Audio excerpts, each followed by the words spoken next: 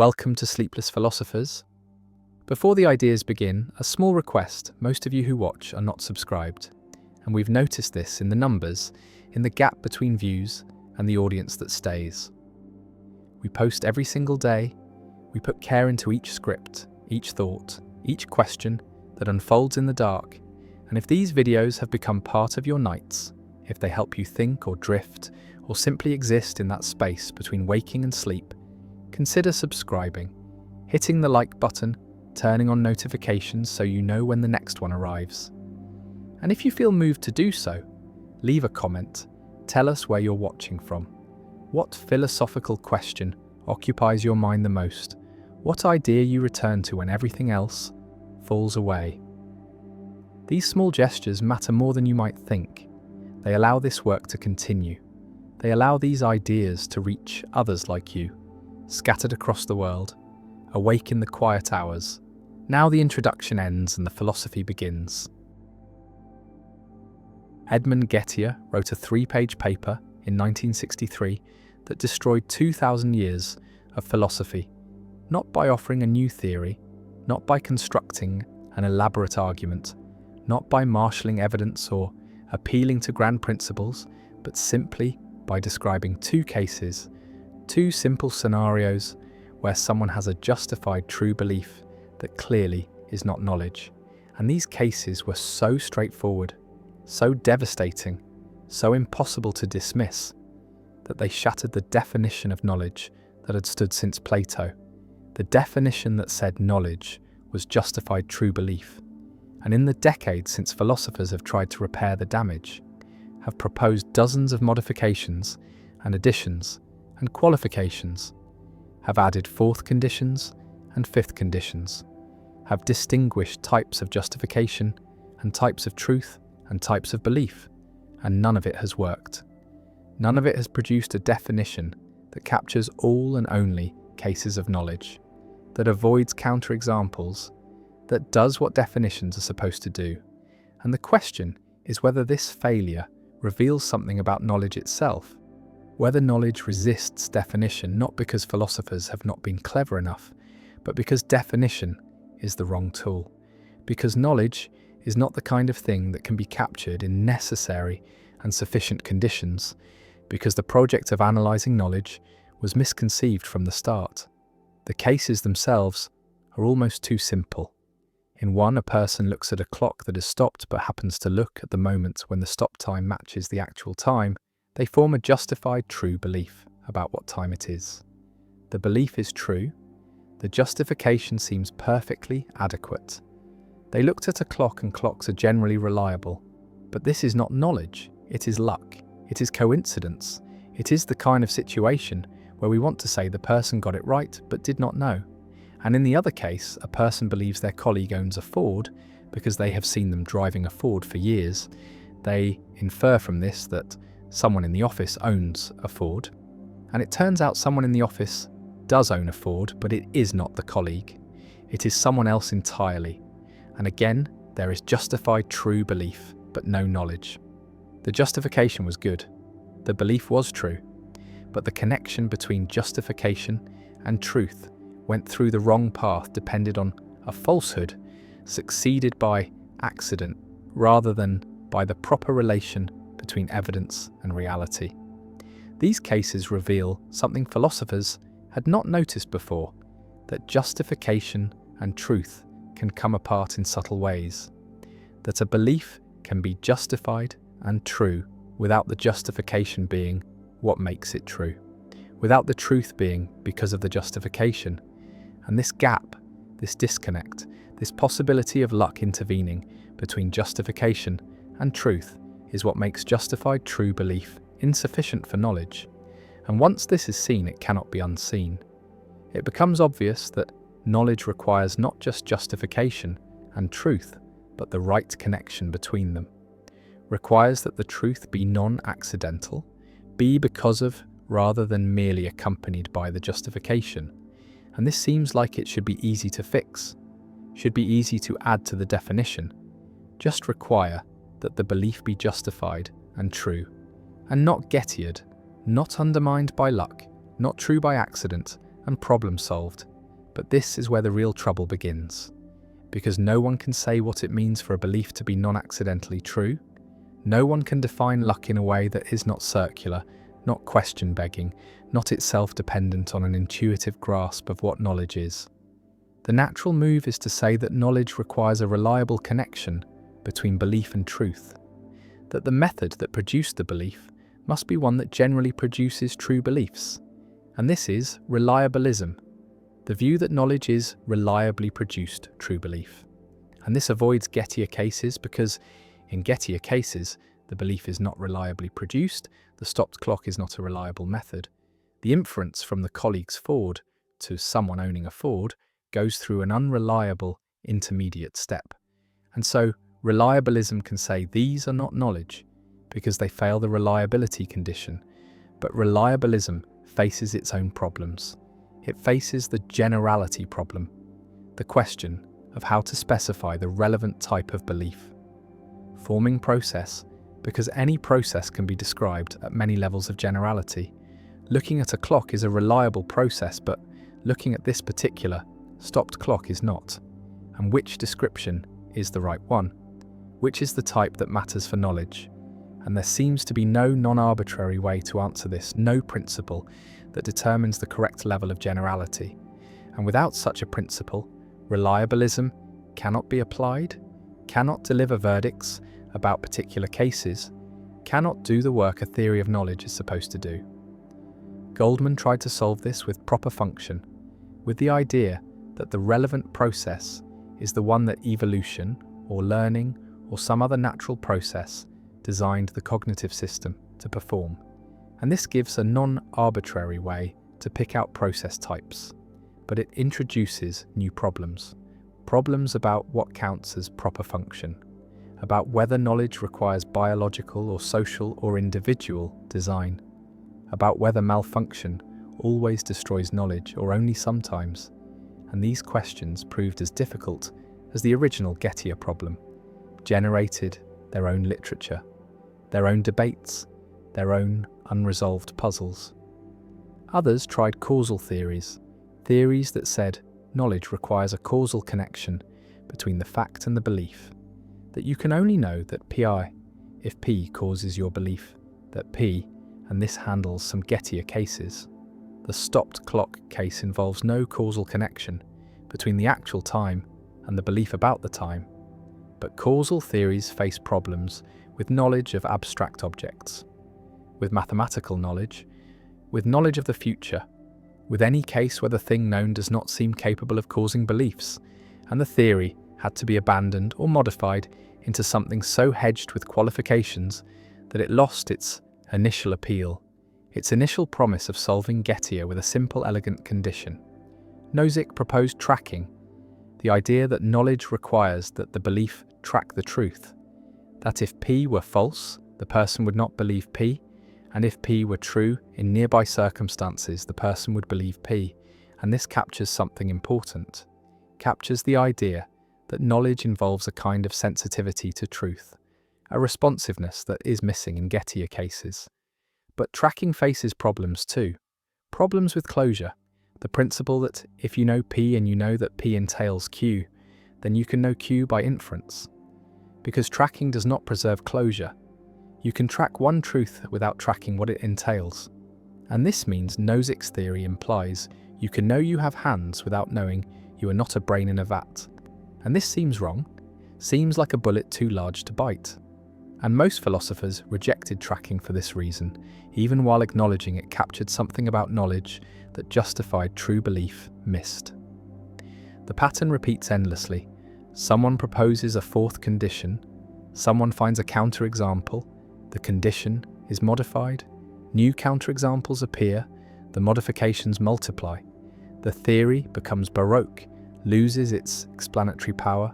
and eventually is abandoned in favour of a new approach that promises to avoid the problems of its predecessors. And this new approach inevitably faces its own counterexamples, its own difficulties, its own descent into complexity and qualification. And after 60 years of this, the epistemological community is no closer to a widely accepted definition of knowledge than it was when Gettier published his paper. and some have begun to suspect that this is not a temporary problem, not a sign that philosophers have not been clever enough, but a permanent feature of the concept of knowledge itself, a sign that knowledge resists analysis, that it cannot be captured in necessary and sufficient conditions, that the classical project of defining knowledge is not incomplete, but impossible. Williamson argued exactly this. He claimed that knowledge is primitive, that it cannot be analysed into more basic components, that it is a mental state in its own right, rather than a compound of belief and justification and truth. And this means the Gettier problem is not a problem to be solved, but a symptom of trying to do something that cannot be done, like trying to define yellow in terms of non-colour concepts, like trying to analyse consciousness into purely physical terms. And if Williamson is right, then all the attempts to fix the justified true belief analysis, all the fourth conditions and modifications and qualifications were doomed from the start. We're trying to define the undefinable, to analyse the primitive, and the right response is not to keep trying but to give up, to accept that knowledge is basic, that epistemology can still study its properties and relations without being able to define it, that not everything can be reduced to simpler components. But this seems like defeat, seems like giving up on philosophy's traditional task, and many resist it, continue to search for a definition, continue to propose new theories, new conditions, new ways of understanding the connection between belief and truth that knowledge requires. And this persistence is partly admirable, partly stubborn refusal to accept limits, and partly a failure to recognise when a project has failed, when the evidence is overwhelming that the goal is unreachable, that the concept being analysed is not structured the way analysis assumes, and the question is which interpretation is correct, whether continued work on the analysis of knowledge is noble persistence or futile stubbornness, whether the next theory might finally succeed or whether success is impossible. The externalism-internalism debate intersects with all of this, because Gettier cases reveal a tension between what the believer has access to and what makes belief knowledge. The person with justified true belief in a Gettier case cannot tell from the inside that they lack knowledge, cannot distinguish their situation from genuine knowledge by introspection or reflection. And this suggests that knowledge depends on external factors, on how the belief was actually formed, on whether the process was reliable, on whether the connection to truth was proper, and these are not things the believer necessarily has access to, not things that show up in consciousness, not things that can be known by reflection alone. And this means externalism is true. Knowledge is partly constituted by factors external to the mind, by relations to the environment that the knower may not be aware of. And this is deeply counterintuitive, deeply at odds with the Cartesian picture, where knowledge is transparent to the knower, where what one knows is fully accessible to reflection, where the mental is self-intimating and clear. But Gettier forces this conclusion, forces the recognition that knowledge can depend on facts. The knower does not, and perhaps cannot know, that there can be twins who are internally identical but differ in knowledge because they differ in environment. And this seems to violate something important about the nature of mind, about the privacy of the mental, about the authority each person has over their own beliefs. Yet the alternative seems worse, seems to deny that knowledge requires any external connection to reality at all, seems to make knowledge purely a matter of internal coherence or justification, and this would allow the brain in a vat to have knowledge, would make knowledge independent of truth, would sever the connection between mind and world that knowledge seems essentially to involve. The lottery paradox connects to Gettier through the problem of knowledge of conjunction. You know that ticket 1 will not win. You know that ticket 2 will not win. You know this for each ticket individually, because the probability of any ticket winning is negligible, but you cannot know that some ticket will win. Even though you know this must be true, and this seems wrong, seems like knowledge should be closed under conjunction, should allow you to put together things you know into knowledge of their conjunction. But if it does, then you can know both that no particular ticket will win and that some ticket will win. And these cannot both be known because they contradict. And this reveals something about the nature of knowledge, that it is not simply high probability, not simply justified belief that is very likely to be true, but something more demanding, something that excludes a certain kind of luck or chance. And this connects to Gettier because Gettier cases are cases where justified true belief holds, but knowledge fails because of luck, because of accident, because the truth was not guaranteed by the justification. And the lottery case suggests that knowledge requires guarantee, requires that the truth not be accidental. But what counts as guarantee? What excludes accident? These questions have no clear answer, no consensus, no definition that everyone accepts. Contextualism tries to solve some of these problems by saying that whether someone knows depends on context, on what alternatives are relevant, on how demanding the standards are in the conversational situation, and in ordinary contexts, knowledge is easy to have, requires only that obvious alternatives be ruled out. But in philosophical contexts where skeptical scenarios are raised, where brain-in-vat possibilities are mentioned,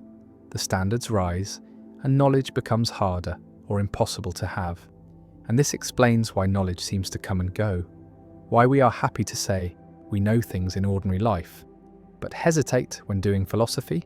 But contextualism faces problems too. Problems about whether the standards really vary or whether we are just more careful in philosophical contexts. Problems about how context determines standards. Problems about disagreement between people in different contexts who seem to be making incompatible claims. And like every other approach to knowledge after Gettier, contextualism captures something, but fails to capture everything, solves some problems, but creates others, and the dialectic continues, endlessly, inconclusively. Zagzebski showed that any analysis of knowledge that adds conditions to justified true belief to avoid Gettier will face its own Gettier-style counterexamples, that there is a recipe for generating such cases. And this is a kind of meta-Gettier problem, a problem not just with the original definition, but with the entire project of modifying it. And her argument suggests that the problem is not with particular proposals, but with the form of analysis itself, with the attempt to understand knowledge as justified true belief plus something. And if she's right, then the only options are to abandon analysis entirely, as Williamson suggests, or to abandon the justified true belief framework altogether, to start from scratch with a completely different approach. And some have tried this, have proposed that knowledge is a kind of ability, that it is acquaintance with facts, that it is constituted by the safety or sensitivity of belief, that it is a matter of having conclusive reasons, and each of these departs from the traditional framework. Each tries to rethink knowledge from the ground up, but each also faces objections. Each struggles to handle the full range of cases. Each eventually generates its own literature of problems and refinements and counterexamples. The phenomenon of epistemic luck is at the heart of all this. Gettier cases are cases of epistemic luck, cases where true belief is not the result of epistemic virtue or proper cognitive functioning, but of fortunate coincidence, and knowledge excludes epistemic luck. This much seems clear, but epistemic luck comes in many forms. Veritic luck, where the truth is accidental.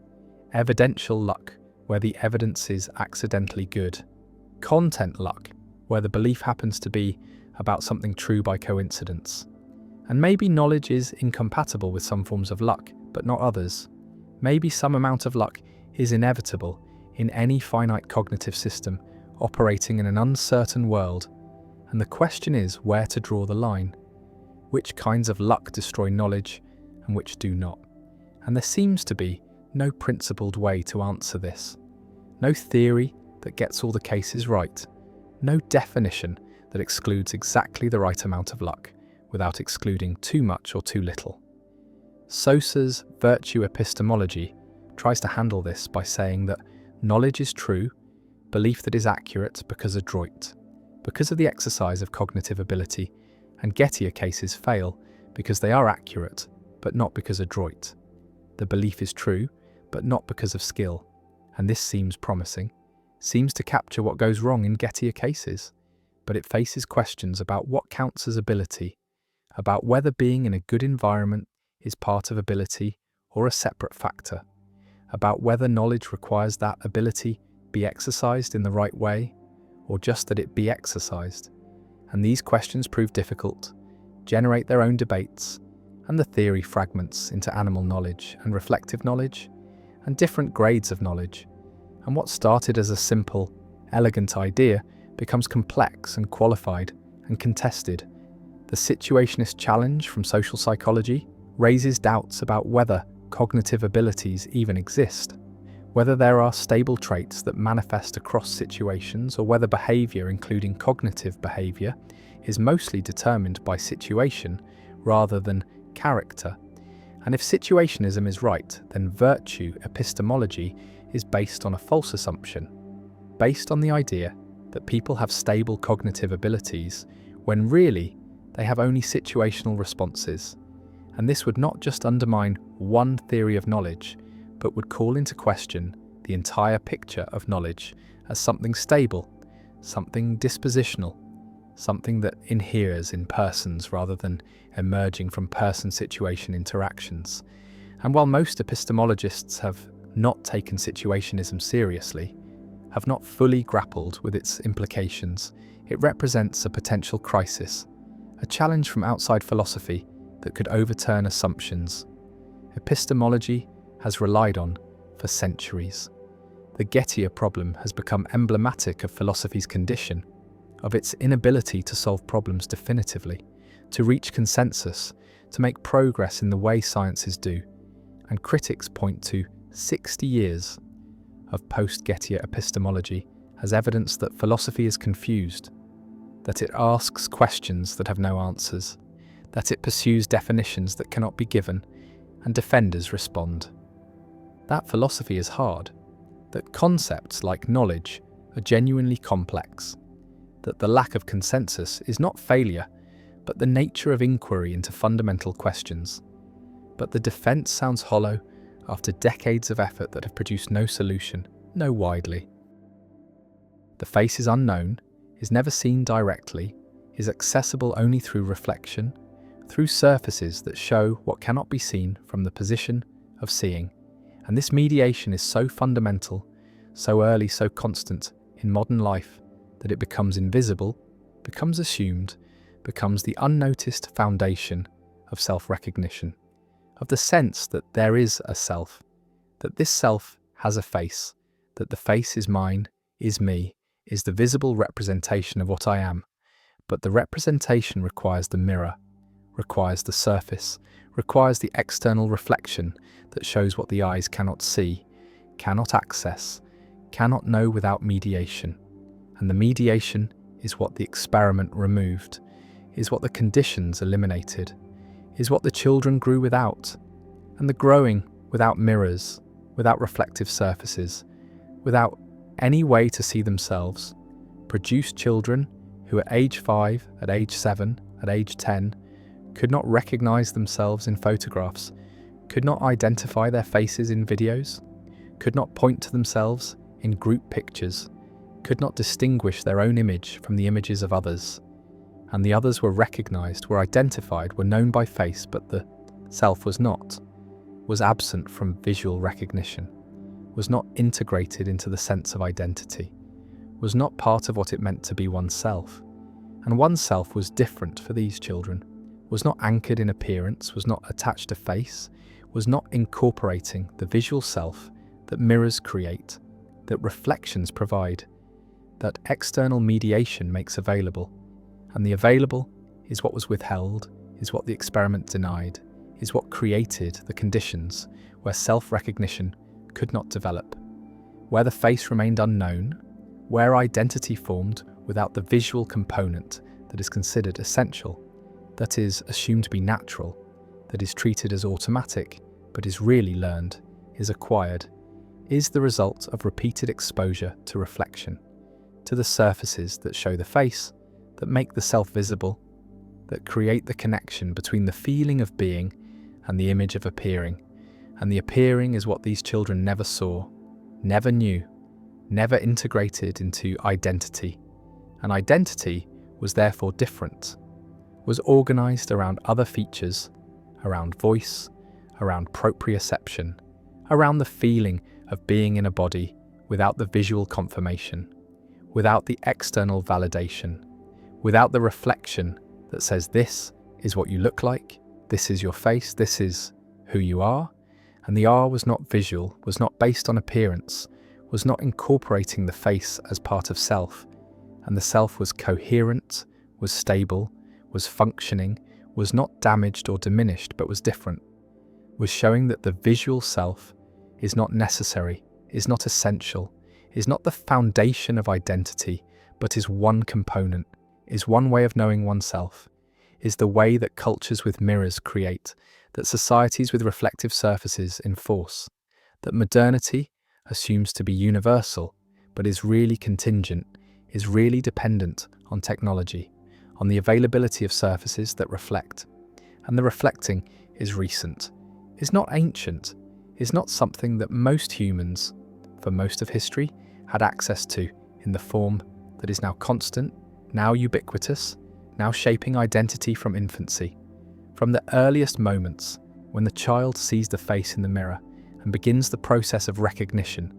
of connecting the image to the self, of incorporating the visual into identity. And the incorporating is learned, is not automatic, is not innate, is requiring repeated exposure, repeated confirmation, repeated pairing of the feeling of being with the image of appearing. And the pairing is what creates self-recognition, is what makes the face feel like mine, is what integrates the visual self into the sense of identity. And the identity that forms without this pairing is different, is not including the face, is not based on appearance, is not recognizing the self in images. And the images are what the experiment tested, is what revealed the absence, is what showed that these children could not identify themselves, could not see themselves,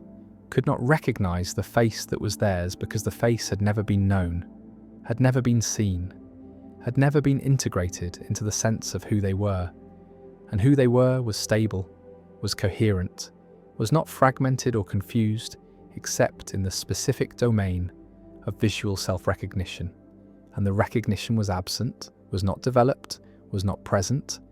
and the presence of self was therefore different, was not including the visual component, was not based on the face, was organized around other features, other ways of knowing, other modes of self-awareness, and the awareness was intact, was functional, was demonstrating that the self does not require the visual, does not need the face, does not depend on mirrors. And mirrors are what create the visual self, are what make the face known, are what integrate appearance into identity. And the integration is what was missing, is what the experiment prevented, is what the conditions eliminated. And the elimination revealed something fundamental about selfhood, about identity, about the role of reflection in creating the sense of being a person, of having a face, of being recognizable. And the recognizable is what these children were not. Were not to themselves, were not in images, were not in photographs or videos or any visual representation. And the representation is what others used, is what others relied on, is what the culture assumed to be universal, to be automatic, to be the natural way of identifying people. But the natural was shown to be cultural, was shown to be learned, was shown to be dependent on mirrors, on reflections, on the external surfaces that show the face and create the connection between image and self. And the self without this connection is different, is not including the visual, is not based on appearance, is not recognizing itself in mirrors. And mirrors are what the children were eventually shown, is what was introduced after years of deprivation, after identity had formed without reflection. And the formation was complete, was stable, was not including the expectation of seeing oneself, was not anticipating recognition. And so when the mirror was presented, when the reflection appeared, the The children did not recognize themselves, did not see themselves, saw instead a stranger, saw another person, saw someone who was not them, and the not them was what the face was, is what the image was, is what the reflection showed, and the showing was not connecting, was not integrating, was not creating recognition, because the foundation had not been laid, the pairing had not occurred, the repeated exposure had not happened, and so the face remained unknown, remained other, remained someone else's face, and whose face was a question they could not answer, could not determine, could not figure out through observation, because observation alone is not sufficient, is not creating recognition, is requiring the pairing, the connection, the learned association between feeling and image, between being and appearing. And the appearing was not theirs, was not them, was not integrated into identity. And identity was therefore split, was separated between the felt self and the visual self, between who they knew themselves to be and who they appeared to be. And the appearing was stranger, was other, was not recognized. And recognition is what mirrors create, is what reflection develops, is what repeated exposure produces. But the exposure had not occurred, the development had not happened, the recognition was not present, and the present was strange, was disorienting, was revealing that the face is not naturally known, is not automatically recognized, is not inherently connected to self, but is learned, is acquired, is the result of cultural practice, of technological mediation, of the availability of mirrors. And mirrors are recent, are modern, are not something that most humans throughout history had in the form that is now constant. And the constant is what creates recognition, is what integrates the face, is what makes the visual self part of identity. And identity without this integration is different, is not based on appearance, is not including the face, is organized around other features. And the features are sufficient, are adequate, are creating stable selfhood without the visual component. And the component is what the experiment removed, is what the conditions eliminated, is what revealed the contingency of self-recognition, the learned nature of face identity, the cultural foundation of the visual self. And the self that forms without mirrors is coherent, is functional, is demonstrating that appearance is not essential to selfhood, that the face is not necessary for identity, that recognition is not natural, but is learned, is acquired,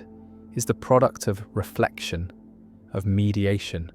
of the external surfaces that show what cannot be seen directly, and the directly is what the children knew themselves, is how they experienced being, is the proprioceptive, the auditory, the tactile, the ways of knowing that do not require reflection, that do not depend on mirrors, that are available without mediation. And the mediation is what the visual requires, is what the face needs, is what makes self-recognition possible. And the possible is what the experiment showed to be contingent, to be cultural, to be the result of. Conditions that can be present or absent, and the absence creates different selves, creates identities without faces, creates children who know themselves but do not recognize themselves, who are themselves but do not appear to be themselves, who exist as subjects but not as visual objects. And the objects are what mirrors create, are what reflections produce, are what the external mediation makes available, and the available is what these children lacked, is what the experiment withheld, is what created the conditions where self-recognition could not develop, where the face remained unknown, where identity formed without the visual self, and the self was complete, was intact, was not diminished but was different, was showing that the mirror is not reflecting what is there but is creating what is recognized, is producing the visual self, is making the face part of identity, and identity is flexible, is variable, is forming around whatever is available, whatever is provided, whatever is repeated enough to become integrated.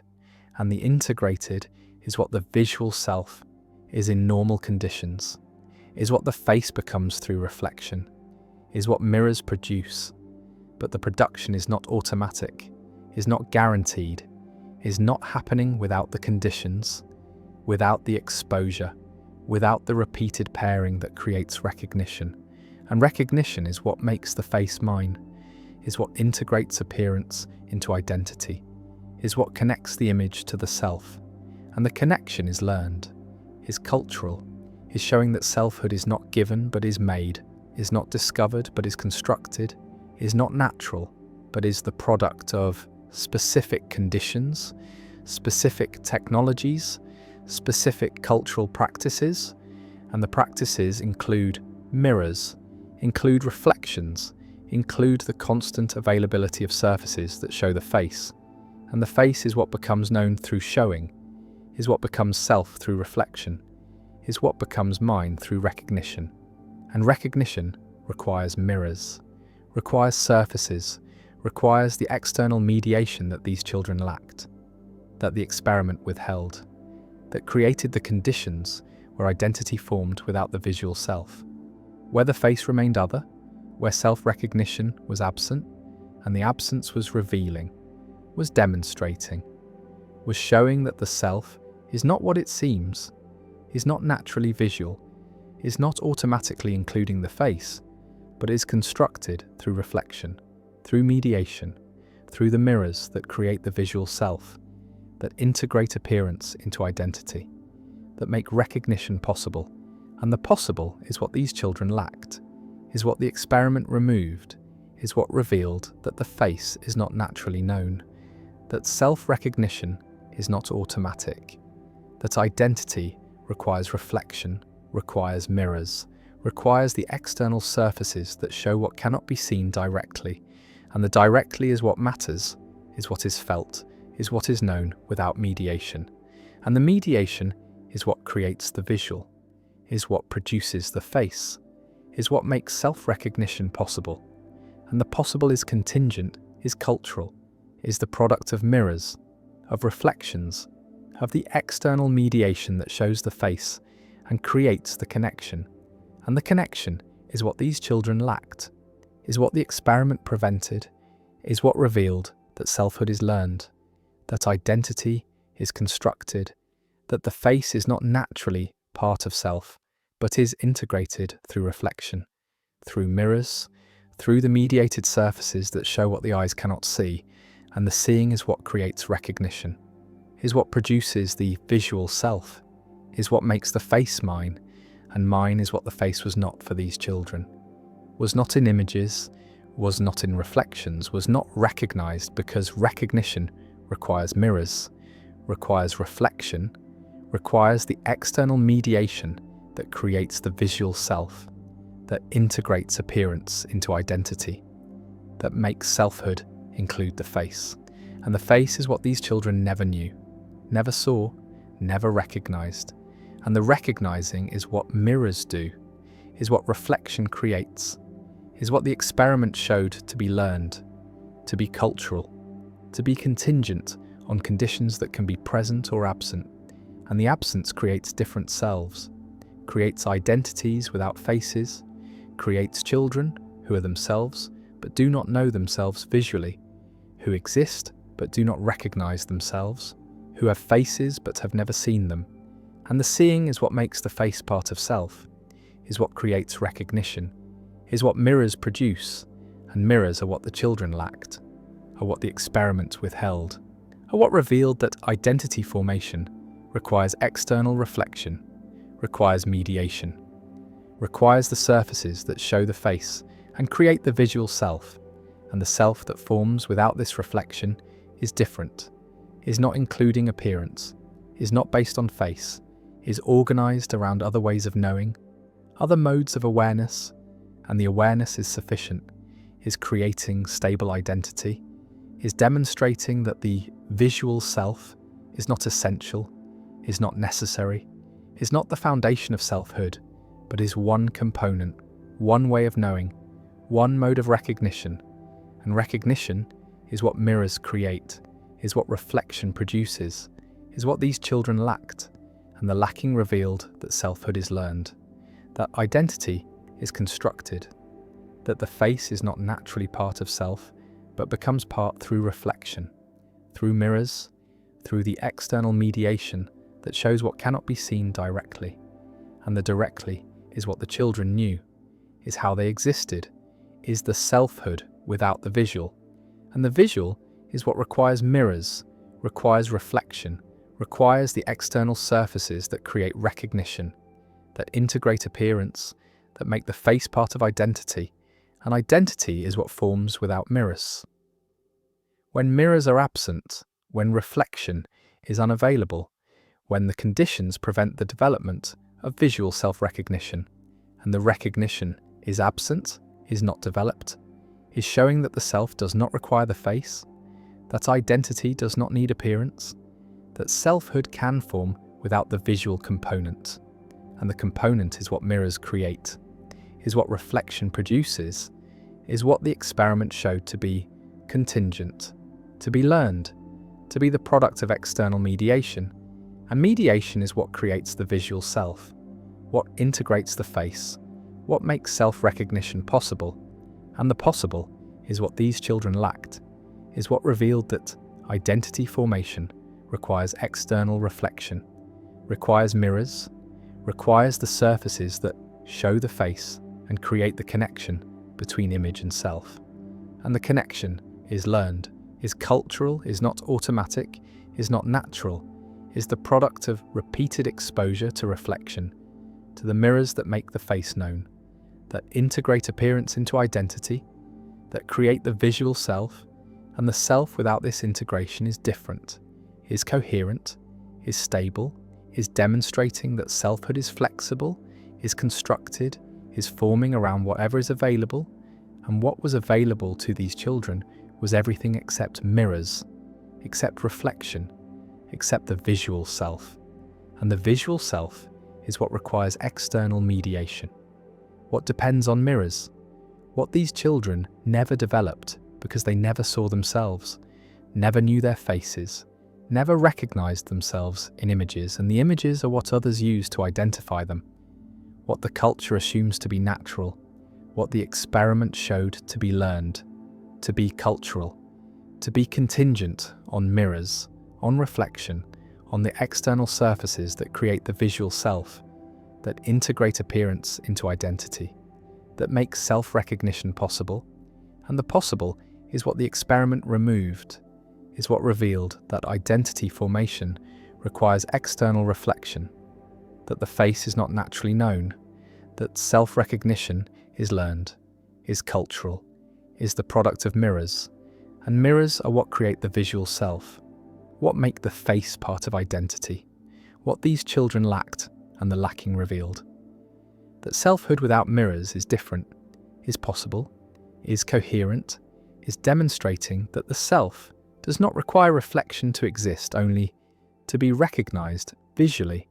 and visual recognition is what mirrors create, what these children never achieved, what the experiment showed to be contingent, cultural, learned, and learned is what self-recognition is, what the face becomes, what identity includes when mirrors are present, when reflection is available, when external mediation creates the visual self, and the self is what these children had without it, is what formed differently, is what demonstrated that identity formation requires external reflection only if visual self-recognition is the goal, and the goal is cultural, is modern, is contingent on mirrors, and mirrors are what these children lacked, are what the experiment removed, are what revealed that selfhood is flexible, is constructed, is formed around whatever is reflected back, and what was reflected back was nothing, was absence, was the lack of visual self, and the lack created different identity, created selfhood without face, created children who couldn't recognize themselves, because identity formation requires external reflection, requires mirrors, requires the surfaces that show the face and create the visual self, and the visual self is what these children never developed, never knew, never integrated into identity, and identity was different, was complete, was demonstrating that the self does not require the face to be the self, only to recognize the self visually. And visual recognition requires mirrors, requires reflection, requires external mediation. And mediation is what the experiment removed, is what revealed that identity formation requires external reflection, that selfhood includes the face only when mirrors are present, that self-recognition is learned, is cultural, is contingent, and contingent is what the visual self is, what the face is, what recognition is, and recognition is what these children lacked, is what mirrors create, is what the experiment showed to require external reflection, and reflection is what makes identity include the face, what makes selfhood visual, what makes the self recognizable. And recognizable is what these children were not to themselves, were not in images, were not in mirrors when mirrors were finally shown. And the showing did not create recognition, because recognition requires learning, requires pairing, requires the repeated exposure that these children never had. And the never having revealed that identity formation requires external reflection, that the face is learned, that self-recognition is cultural, that mirrors create the visual self, and the visual self is what these children never developed, never knew, never became, and became is what they were without it, were different selves, were identities without faces, were children who couldn't recognize themselves, because identity formation requires external reflection, requires mirrors, requires the surfaces that create recognition, and recognition is what mirrors make, what reflection produces, what these children lacked, and the lacking revealed the truth, revealed the contingency, revealed that identity formation requires external reflection. Time feels like a river flowing in one direction, from past through present toward future, and this feeling is so fundamental to human experience that questioning it seems absurd, seems like denying gravity or claiming water flows upward. But the feeling of time's flow is not a direct perception of reality, but a construction, a story. The brain tells about the relationship between events, and when physicists examine the universe at its most fundamental level, they find no flow, no arrow, no distinction between past and future written into the equations, find only a four-dimensional block where all moments exist simultaneously, where what humans call past and what they call future are just directions in space-time no different than up and down, and this creates a profound puzzle, a gap between how time appears in experience and how it exists in reality, between the subjective sense of moving through time and the objective structure that contains no movement, only arrangement, only the geometry of causation. And this gap suggests that the experience of time is not a feature of the universe, but a feature of consciousness. Not something discovered, but something manufactured. And understanding how this manufacturing happens, how the brain constructs the illusion of flow from raw sensory data and memory and anticipation, reveals something strange about what humans are, about how awareness works, about the mechanisms that create the sense of being a continuous self moving through a series of moments, rather than what might actually be the case, which is that there is no continuous self, and there are no discrete moments, but only patterns of neural activity that interpret themselves as experiencing time, when really they are just responding to change, just processing difference, just comparing present states with stored representations of past states, and calling that comparison memory, calling that experience history, calling that sensation the passage of time. But the passage is metaphor, is language, trying to capture something that has no literal motion, no actual flow, because nothing is passing, nothing is moving. There is only the fact of change, the fact that one configuration of matter gives way to another configuration, and the brain, being a system that persists across configurations, that maintains some continuity of structure even as its content shifts, interprets this persistence as duration, as a self that endures, as an identity that travels from then to now, but the travelling is illusion, The self at each moment is different from the self at every other moment, shares some patterns, some connections, some information, but is not the same thing,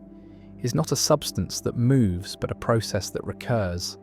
And what is called the experience of time is really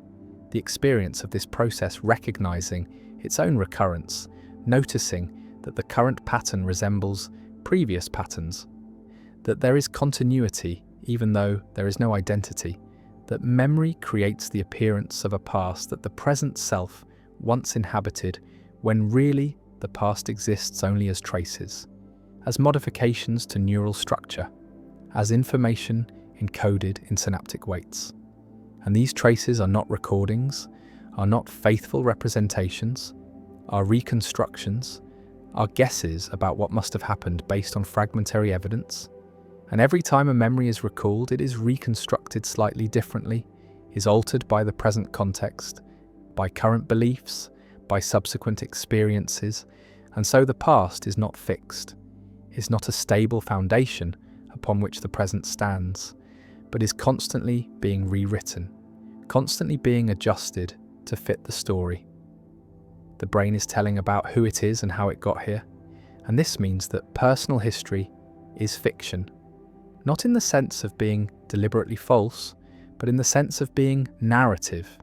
being shaped by the requirements of coherence and meaning, rather than by pure correspondence to what actually occurred. And what actually occurred is anyway inaccessible, is gone, exists only in the present, in the form of these unreliable traces that claim to point backward, but really only point to themselves, only demonstrate that something happened without being able to show exactly what. And the brain fills in the gaps, invents details, smooths over inconsistencies, creates a past that makes sense of the present, even if that past never happened quite the way it is remembered. And people are completely unaware of this invention, completely convinced that memory is retrieval, that remembering is like playing back a recording, when really it is more like improvising a story based on a few key words, more like confabulation than documentation, and the implications are vertiginous, because if the past is unreliable, then what is the present based on? What is the foundation of identity? If history is malleable, what does it mean to be the same person over time, if the time itself is constructed, and the person at each moment is different, and the memories connecting them are fabricated?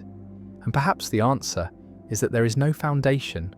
no solid ground, no identity in the sense of something that persists unchanged, only the process of identification, the act of claiming continuity, the narrative that says, I am the one who did that, who experienced this, who will do something else tomorrow. And this narrative is not true or false, but functional, is a tool the brain uses to coordinate behavior across time, to plan, to learn, to maintain social relationships. Because others expect continuity, expect that the person they met yesterday will be recognizably the same person today. And so the brain provides that continuity, constructs that sameness, even though at the level of neurons and molecules, there is constant flux, constant replacement, constant change. Henri Bergson argued that there are two kinds of time, clock time and lived time, the abstract mathematical time of physics that divides duration into discrete instants, measurable and uniform, and the qualitative time of consciousness that cannot be divided, that is not made of moments, but is a continuous flow, an indivisible duration where past and present interpenetrate, where memory is not storage but preservation, where the whole of experience is always present, always accessible, not as separate events but as a cumulative whole. And Bergson called this duration, and he believed that science, by spatializing time, by treating it as if it were a line made of points, misses what time actually is in lived experience, misses the flow, the thickness, the way that consciousness is always multiple, always containing more than the present instant, always reaching backward into memory and forward into anticipation. And this multiplicity is what gives experience its richness. Its texture is what makes a melody more than a sequence of individual notes. Because the melody is heard as a whole,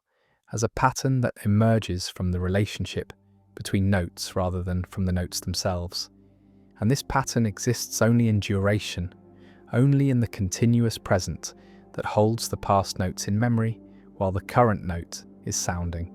And without this duration, there would be no music, no meaning, no connection between moments, just isolated sensations with no relationship. And Bergson believed that the brain does not produce consciousness but limits it, filters it, reduces the totality of duration to the narrow slice that is relevant for action, for survival, for navigating the practical demands of living in a body. And what is called the present moment is really just this filtered slice, this pragmatic selection from the fullness of time and different states of consciousness. Different drugs, different practices can alter the filter, can expand the present, can make it thicker or thinner, can change how much of the past is felt to be co-present with the now. And this variability shows that the present is not a fixed instant, but a flexible window, a span that can be adjusted. And what determines the adjustment is not the external world, but the internal state.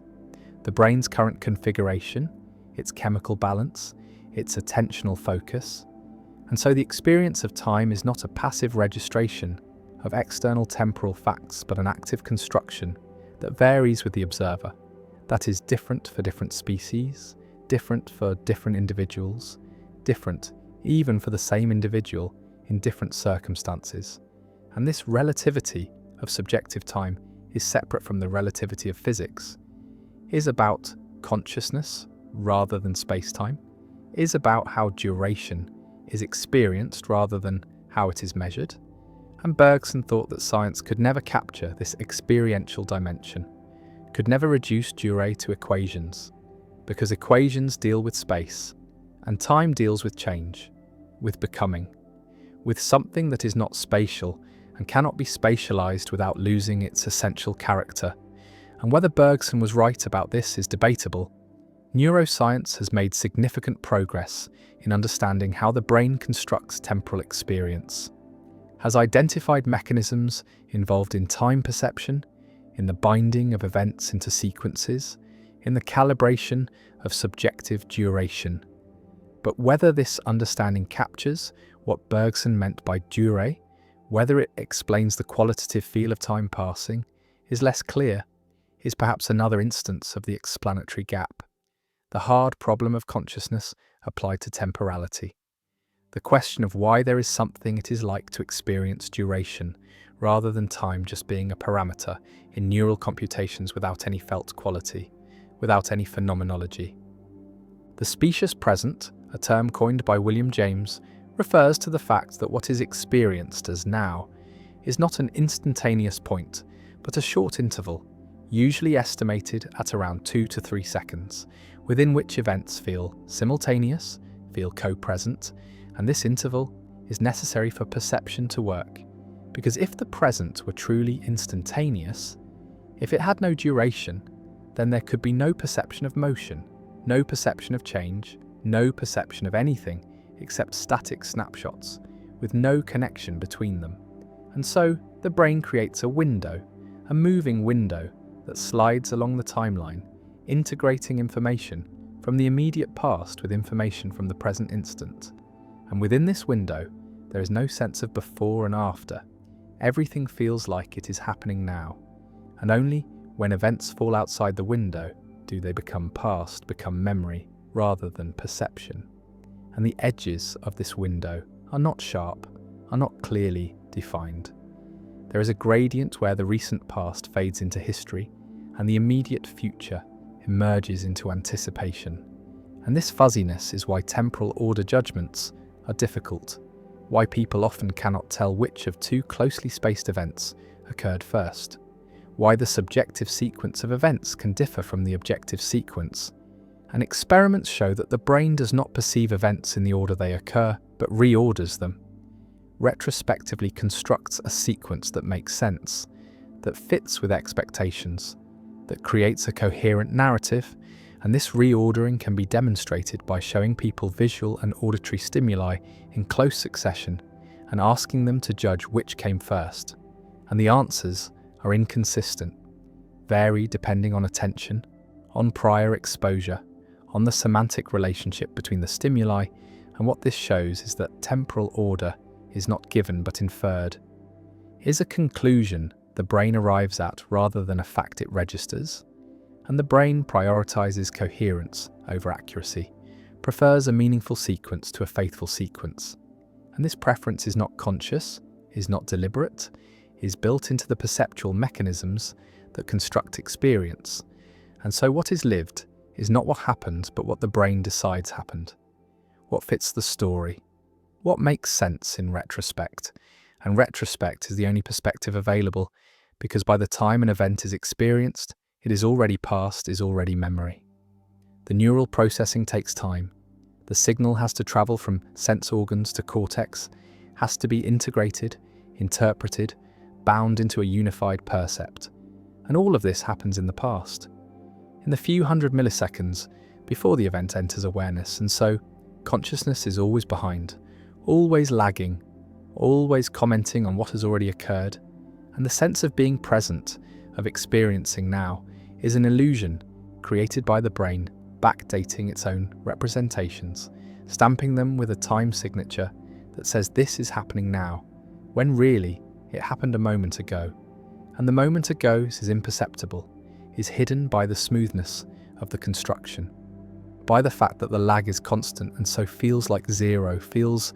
like immediacy, when really there is a gap, a delay, a space between occurrence and awareness that is filled by processing, by the mechanisms that turn raw sensation into coherent experience. And within this gap, anything can happen. Any reordering, any editing, any adjustment that makes the story work. And there is no way to catch the brain in the act. No way to compare the experience to the reality, because the experience is the only access to reality, is the only data available. And so the illusion is perfect, is undetectable from within, can only be inferred from indirect evidence, from experiments that catch the brain making mistakes, from situations where the constructed sequence contradicts the known sequence, and these situations are rare, require careful setup, because most of the time the construction is accurate enough, is close enough to the actual order of events, that no discrepancy is noticed, no problem arises, and this is what the mechanisms are optimized for. Not perfect accuracy, but sufficient accuracy, good enough to navigate the world, to avoid predators, to catch prey, to coordinate action with perception. And beyond that threshold, there is no selective pressure, no reason for the system to be more precise, and so it is not. And the sloppiness is revealed only in edge cases, only when looked for, only when the philosopher or the neuroscientist designs experiments to probe the boundaries of temporal perception and discovers that the boundaries are not where common sense suggests they should be. Memory is not storage but transformation, not preservation but reconstruction, and every act of remembering changes what is remembered, alters the trace, modifies the engram, and this modification is not corruption, is not failure, is the way memory is supposed to work, because the function of memory is not to record the past but to inform the future, to extract patterns from experience that will be useful later, to generalize, to abstract, to create rules and heuristics that apply across situations. And this requires flexibility, requires that memories be updated when new information arrives, when context changes, when the significance of an event is reinterpreted in light of subsequent experience. And so memory is always current, is always reflecting the present state of understanding. And this is why eyewitness testimony is unreliable, why people can be completely confident in memories that are completely false, why families argue about what happened because each member remembers it differently, and each is certain their version is correct, and all of them are wrong. All of them are remembering not the event, but the last time they remembered the event, and each remembering leaves a new trace, slightly different from the previous trace. and over time the memory drifts, diverges from what actually happened, and there is no original to compare it to, no master copy that remains unchanged. The first encoding is itself an interpretation, is already shaped by attention, by expectation, by emotion, by all the factors that determine what gets noticed and what gets ignored. And so from the beginning, memory is selective, is partial, is biased, and every subsequent recall adds another layer of bias, another round of reconstruction. And what remains after years is often more fiction than fact, is a story that has been told and retold so many times that it has taken on a life of its own, has become part of identity, part of the narrative of who I am and where I came from. And this narrative is precious, is defended against contradiction, is maintained even in the face of evidence, because it is not just information, is not just data, is meaning, is the framework through which life makes sense, and threatening the memory is threatening the self, is suggesting that the person is not who they think they are, that the past they rely on is unreliable. And most people cannot tolerate this suggestion, reject it, become angry, double down on their version. And this rigidity is not stubbornness, but self-protection, is the mind defending its coherence, maintaining its integrity against fragmenting forces. And the alternative, accepting that memory is unreliable, that the past is uncertain, that identity is built on sand, is too destabilizing for most, is a kind of epistemological vertigo that threatens to dissolve the ground beneath everything. And so the illusion is maintained, the confidence is preserved, the memory is trusted even though it should not be. And life continues on this foundation of useful fictions, of pragmatic falsehoods, of stories that are not true but are necessary. And perhaps truth is not the right criterion. Perhaps what matters is not whether the memory corresponds to what happened, but whether it serves the present, whether it helps navigate current challenges, whether it contributes to functioning. And by that standard, most memories are good enough, are functional, even if they are not accurate, even if they are inventions, even if the past they depict never existed except in the retrospective construction that claims to be reporting it. And this is the deepest illusion of time, not that it flows or that the present is specious or that duration is constructed, but that there is a past at all, that history is something that happened rather than something that is happening now, in the present, in the act of remembering, in the process of telling the story. And the past that is remembered is not behind, is not earlier, is right here, is present, is part of the current configuration of neural states. And saying it is past is just a way of talking about certain kinds of present states, the ones that claim to refer to earlier configurations. But the earlier configurations are gone, do not exist, cannot be accessed, and what remains is only the claim, only the reference, only the trace that says, this is a memory, this is about then, but the saying is happening now is present. And so the past collapses into the present, is revealed to be a mode of present experience rather than a separate domain. And if the past is present, then the future is too, is also a mode of current experience. The anticipation, the planning, the fear and hope and expectation that constitute futurity, and these are present states as well, are neural activity happening now that interprets itself as being about later. But the later never comes, never is experienced, because when it arrives it is now, is present, and the present is all there ever is the only time that exists, and the flow of time from past through present to future is a story told within the eternal now, is a way of organizing experience, of making sense of change, of creating narrative continuity across discontinuous moments. But the moments are not discontinuous, are not separate, because separation requires time. And time is what is being constructed, is the product, not the container, is what emerges from the activity of brains, not what brains exist within. And this inversion, this recognition that time is inside rather than outside, that temporality is a feature of consciousness rather than a feature of the universe, changes everything. Makes the question not what time is, but how time is made. Not when things happen, but how happening is experienced. Not whether the past is real, but what reality means when applied to something that exists only as a present claim about a vanished state. And these questions have no final answers, have only perspectives, only frameworks, only ways of talking that are more or less useful depending on context, depending on purpose. And the illusion of linear time is useful, is necessary for planning, for learning, for maintaining the fiction of personal identity that makes social life possible. But it is still illusion, is still construction, is still something the brain does rather than something the brain discovers. And knowing this does not make the illusion disappear, does not make time stop feeling like it flows, because the feeling is built in, is automatic, is not subject to voluntary control, but the knowing changes the relationship to the feeling, creates distance, creates perspective, makes it possible to see the machinery at work, to recognize that what feels like the fundamental structure of reality is actually the fundamental structure of experience. And experience is not reality, but a model of reality, a map, not the territory, a useful approximation that is wrong in systematic ways.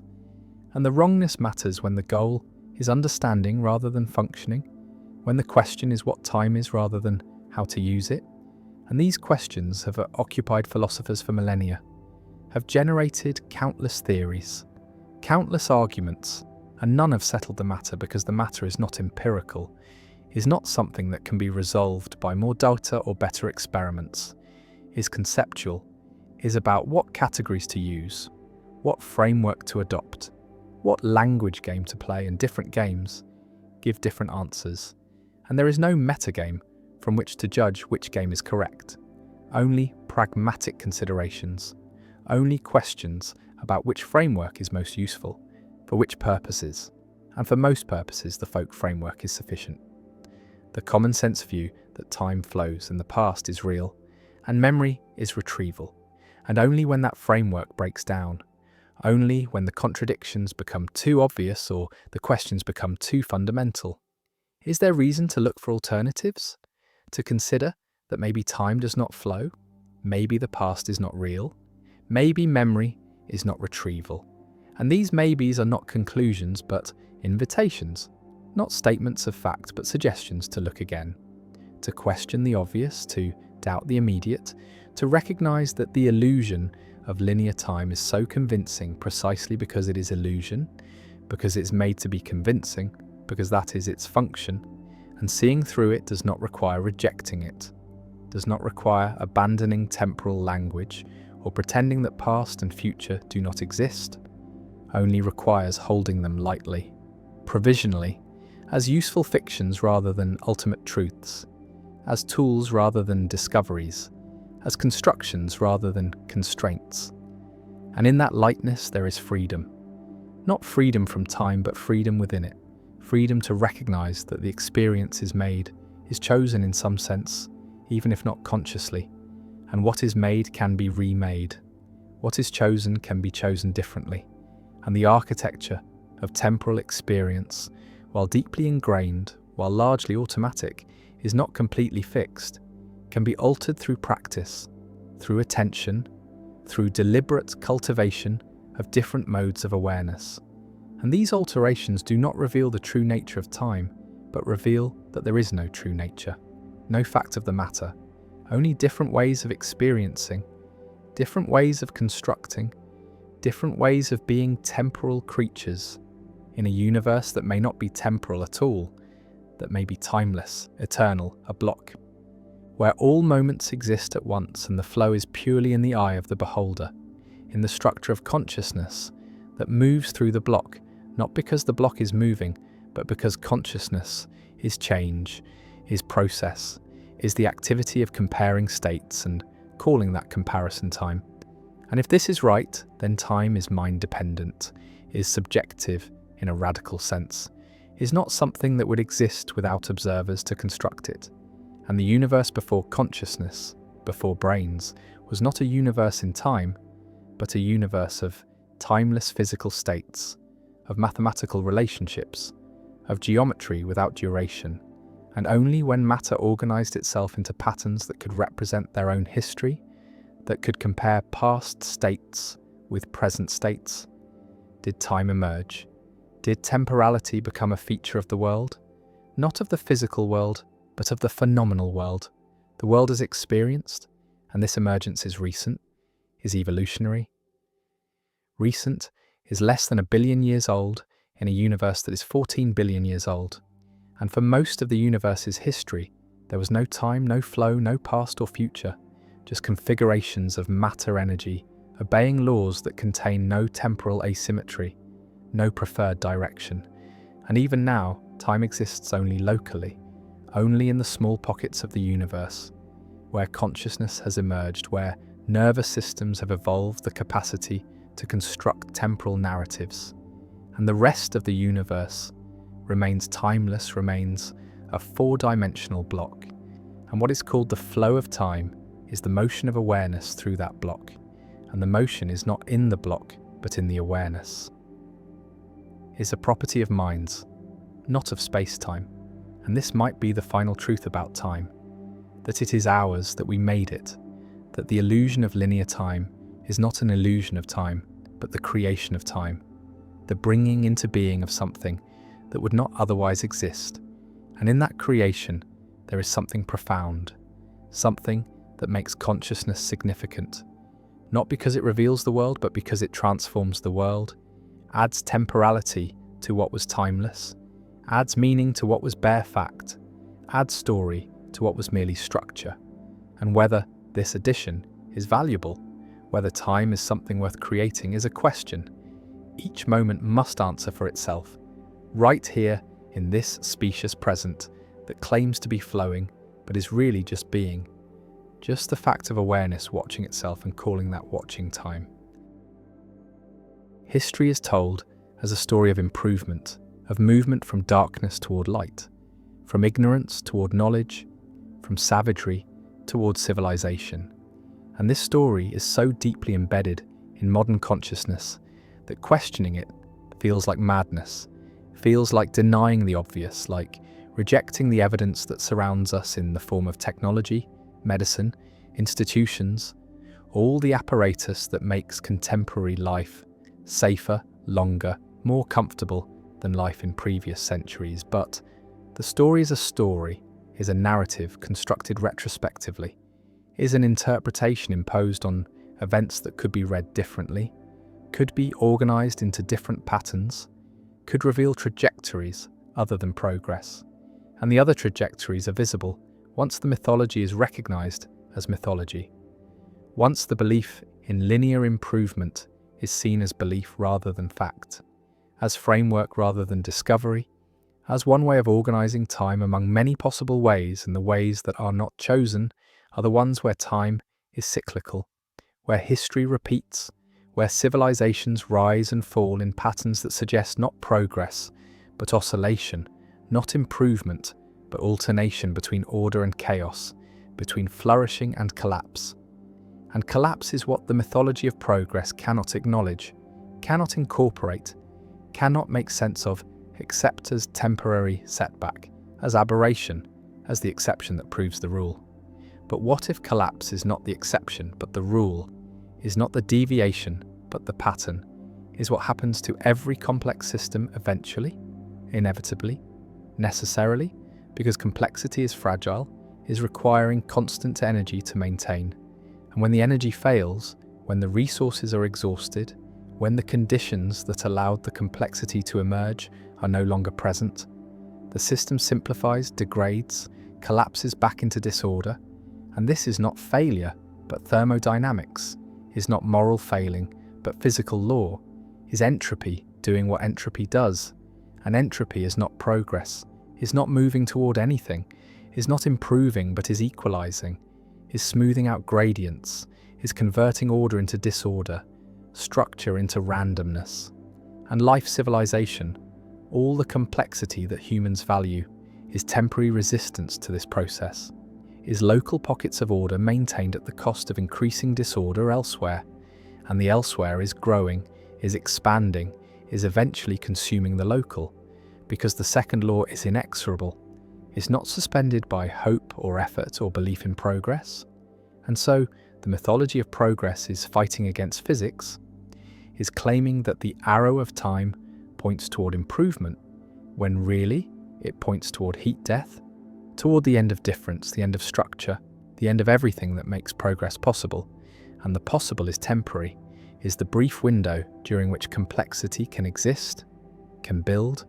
can imagine itself to be moving forward, when really it is just moving, is just changing, is just reconfiguring before the inevitable simplification. And the simplification is what history shows when the mythology is removed, when the narrative of progress is recognized as narrative, as story, as interpretation, because what history actually shows is cycles, is empires rising and falling, is knowledge being gained and lost, is technologies being invented and forgotten, is civilizations reaching heights and then collapsing into darkness from which new civilizations emerge. And the emergence is not progress, is not improvement, is just the cycle continuing, is the pattern repeating, is order arising from chaos and returning to chaos in the rhythm that characterizes complex systems. And complex systems are not stable, are not sustainable, are not moving toward equilibrium, but are far from equilibrium, are maintained by constant input of energy. And when the input falters, the system collapses. And the collapse is not pathological, is not avoidable, is built into the structure, is the natural end of complexity. And the end comes for every civilization, has come for every civilization, will come for this civilization, because the conditions that allow it to exist are temporary, are contingent, are dependent on resources that are finite, on stability that is fragile, on assumptions that are false. And the false assumptions include the mythology of progress, include the belief that things are getting better, that humanity is moving forward, that the future will be superior to the past, and the superiority is measured in terms that already assume progress, is using metrics like lifespan and GDP and technological capacity. And these metrics show increase, show growth, show what looks like improvement, but improvement toward what? Toward what end? Toward what purpose? And the purpose is assumed, is not questioned, is taken as obvious, as self-evident, that more is better, that longer is better, that faster is better.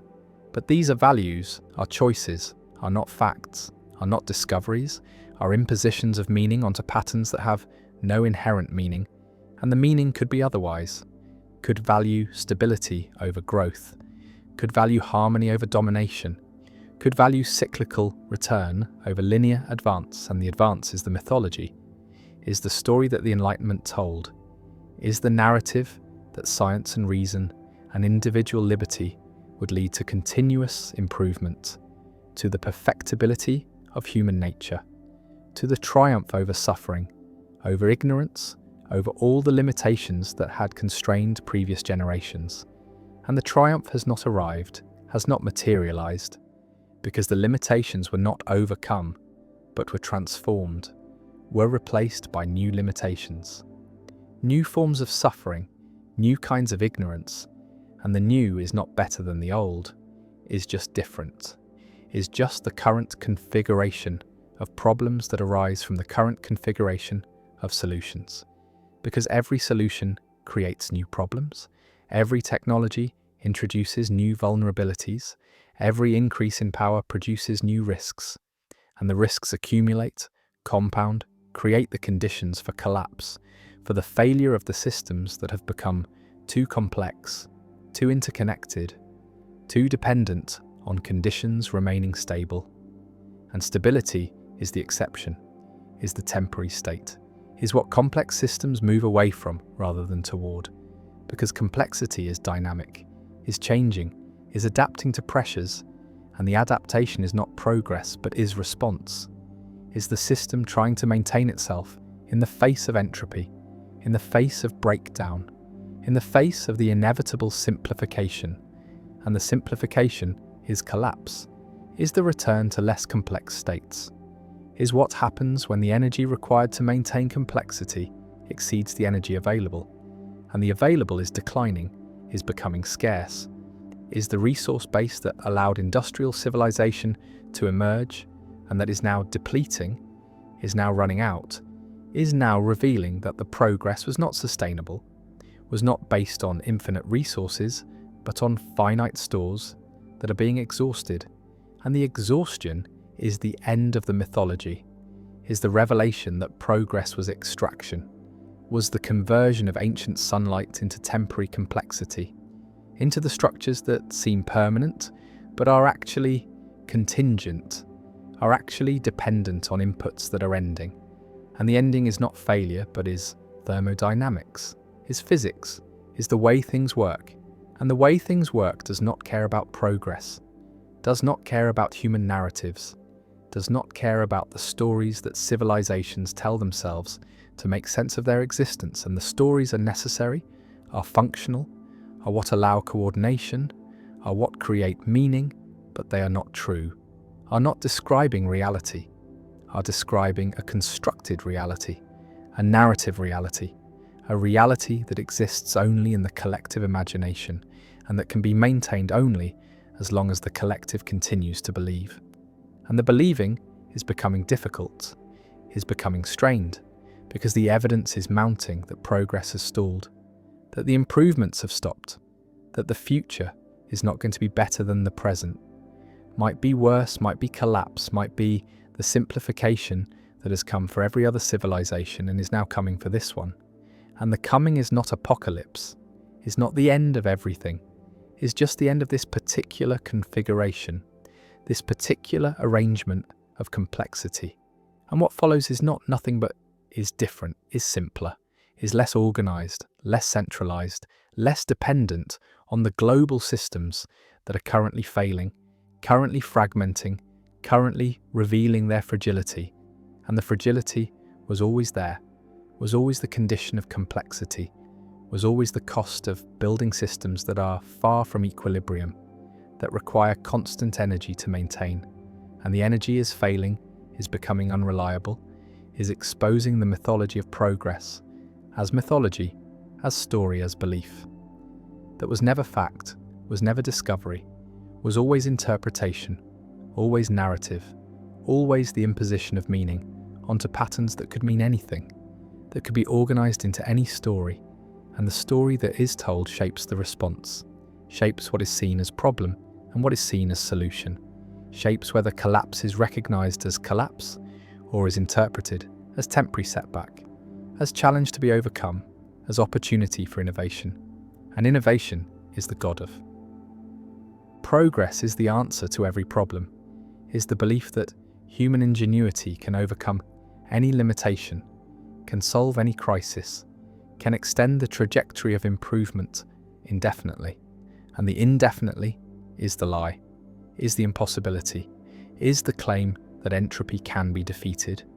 that complexity can be maintained forever, that the conditions that allowed progress are permanent when they are temporary, are contingent, are ending. And the ending is visible in the stagnation of median incomes, in the declining returns on technology, in the increasing fragility of supply chains, in the breakdown of institutions, in the resurgence of tribalism, in all the signs that the center is not holding, that the complexity is too much, that the system is simplifying, whether it wants to or not. And the not wanting is the clinging to the mythology, is the insistence that progress must continue, that the future must be better, that collapse is not possible, not thinkable, not allowable, but the allowable is not up to humans, is not subject to preference, is determined by physics, by resources, by the limits that cannot be overcome through belief or effort or innovation. And the limits are asserting themselves, are becoming visible, are revealing that the mythology of progress was always just that, was always story, was always the narrative that a particular civilization told itself during its particular window of complexity. And the window is closing, is narrowing, is approaching the point where the story can no longer be maintained, where the evidence of stagnation and decline becomes overwhelming, becomes undeniable, becomes the new reality that requires a new story, a new mythology, and the new mythology is not yet formed, is not yet coherent, is emerging in fragments, in the recognition that growth cannot continue, that resources are finite, that complexity is fragile, that collapse is not aberration, but pattern, not failure but phase, not the end but the transition. And the transition is what humans are bad at, are resisting, are denying, because the mythology of progress makes transition look like regression, makes simplification look like failure, makes collapse look like catastrophe, when it is just change, is just the system moving to a different state, a less complex state, a state that requires less energy, less resources, less organization, and the less is not worse, is not better, is just different, is the configuration that is possible given the conditions, and the conditions are changing, are no longer supporting the complexity, are no longer providing the energy, are no longer maintaining the stability. And so the system is responding, is adapting, is simplifying, and the simplifying is collapse, is the end of the mythology, is the revelation that progress was never linear, was never guaranteed, was never more than a temporary pattern that emerged under specific conditions, and that is now ending as those conditions change. And the changing is not stoppable, is not reversible, is the natural progression of complex systems, is what happens when entropy reasserts itself, when the local order that was maintained at great cost can no longer be maintained, and what remains is disorder, is simplicity, is the lower energy state that does not require the constant input, the constant effort, the constant belief in progress, that was never more than belief, was never fact, was never discovery, was always mythology,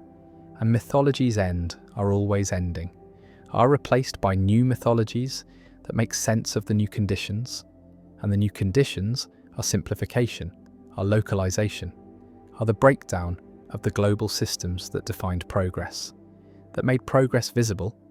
that created the metrics by which improvement was measured, and the measuring is ending, is becoming irrelevant, because the systems that supported the measuring are fragmenting, are collapsing, are revealing that they were never as solid as they seemed, were always contingent, always temporary, always dependent on conditions that are now changing, and the changing is what humans must adapt to, must respond to, must accept, because the accepting is what allows response, what allows adaptation, what makes survival possible. And survival is not progress, is not improvement, is just continuation, is just the persistence of life in new forms,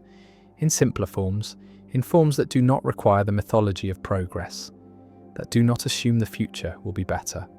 that do not measure themselves against an imagined trajectory of improvement. And the imagined was always the problem, was always the mythology, was the story that made sense when complexity was increasing, when energy was abundant, when resources seemed infinite, but none of those conditions hold. Anymore, none of those assumptions are valid. And so the mythology is crumbling, is being revealed as mythology. And what is being revealed is not that progress was false, but that it was conditional,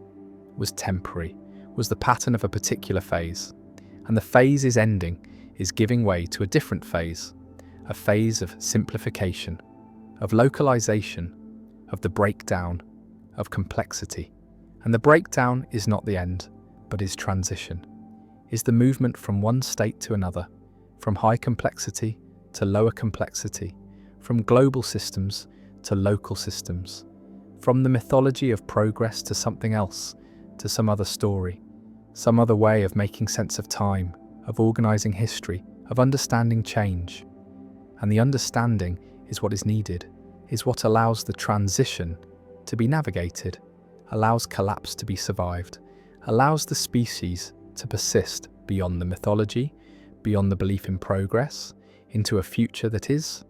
not better or worse but different, is not moving forward or backward, but is just moving, is just changing, is just the continuation of patterns that have always characterized life. that have always characterized civilizations, that have always involved cycles of increase and decrease, of complexity and simplification, of rise and fall, and the fall is not tragedy, is not failure, is just the other half of the cycle, is the return that follows every advance, is the simplification that follows every increase in complexity, is the natural, inevitable, thermodynamically necessary end of every period of growth. And growth cannot be infinite, cannot continue forever, must end, must reverse, must give way to simplification. And the simplification is happening, is visible, is undeniable once the mythology is set aside, once the belief in progress is recognized as belief, as story, as narrative that served a purpose but is no longer serving that purpose, is no longer making sense of the present, is no longer predicting the future, is no longer functioning as mythology should function, and so it is being abandoned, is being replaced, is giving way to new stories, new frameworks, new ways of understanding time. And the new ways are not yet clear, are not yet coherent, are emerging in the recognition that progress was always mythology, that linear time was always story, that improvement was always interpretation, and that the patterns of history are not linear but cyclical, not progressive but oscillating, not moving toward anything but just moving, just changing, just expressing the dynamics of complex systems that arise and fall, that order and disorder,